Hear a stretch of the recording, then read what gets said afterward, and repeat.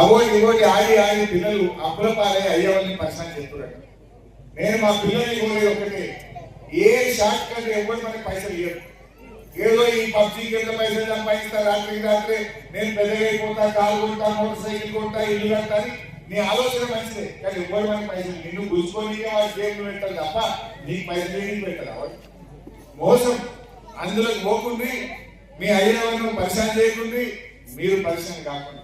నా దగ్గర ఒక గవర్నమెంట్ రామపట్ల ఊర్లో ఇతని ఆన్లైన్ గేమ్లు ఆడి ఆడి అప్పులైపోయి అప్పులు ఎంత కట్టాలో తెలియక ఇద్దరు చిన్న పిల్లలు 5 ఏళ్ళ 7 ఏళ్ళ పిల్లల్ని తుపాకుతో కాల్చి చంపిండు, భార్యని కాల్చి చంపిండు, ఆయన కాల్చుకొని చచ్చిపోయింది. ఎందుకు? ఈ ఆన్లైన్ గేమ్లలో పైసలు కొడగొట్టి అప్పులపాలైపోయి అప్పులు కట్టలేక ముఖం చెల్లక ఉరిపెట్టుకొని తెచ్చిపోయే పరిస్థితి వస్తా ఉంది.